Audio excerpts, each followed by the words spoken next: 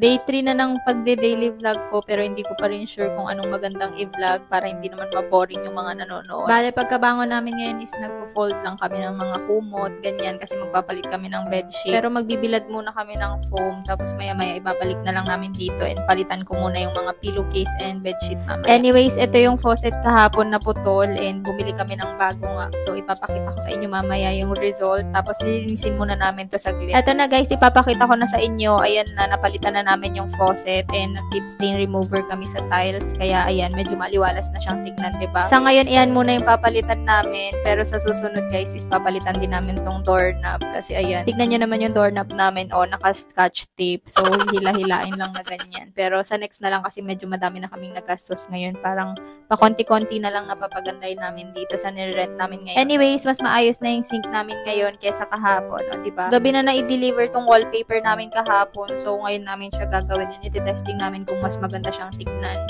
compared dito sa ganito. Kasi ayan yung itsura guys. Okay dito sa may bandang kwarto pero dito banda sa may mga damitan is may mga ganito. So, itatry namin tapalan kung maganda ba siya. Okay lang sanang mag-paint kami kaso lang kasi medyo nangangamoy dahil kulog nga dito. So, pag natutulog kami may pintura para kaming attic ganon. So, magpapakita na lang ako ng konting clips dun sa ginawa namin.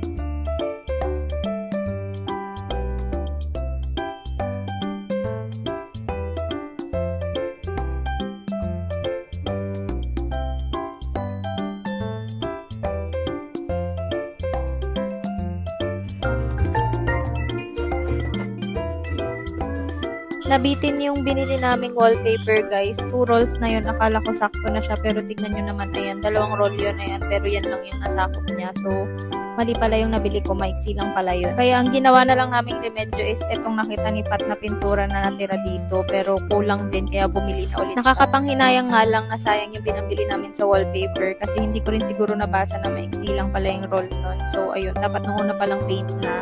Ang problem lang kasi namin sa paint is paggabi, syempre dito kami matutulog. So, no choice. Amoy pintura ngayong gabi.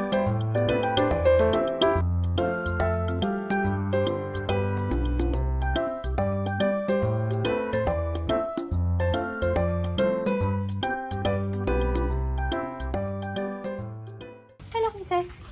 Asan si Yellow? Asan si Yellow? Yellow? Asan yun? Yellow! Ayun o. Oo! Ay, sus.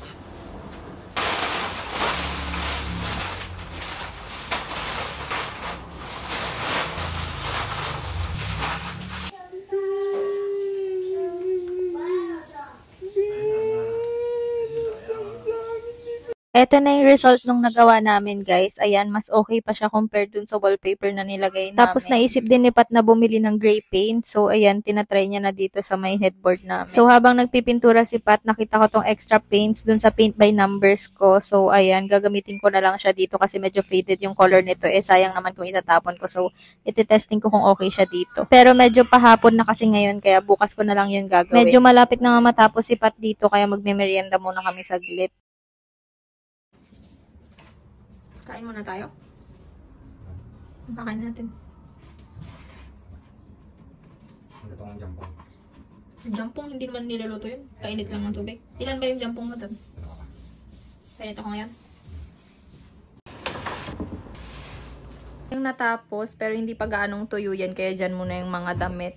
Tapos dito siguro bukas okay naman na to. Aayusin na namin dito banda.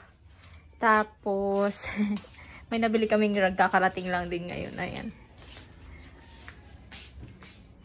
Ito na rin sa labas. Tapos kanina yung natirang pintura ginamit ko dito. Pero hindi ko sure kung maganda. Basta ayan, at least kahit pa paano maputi na siyang tignan.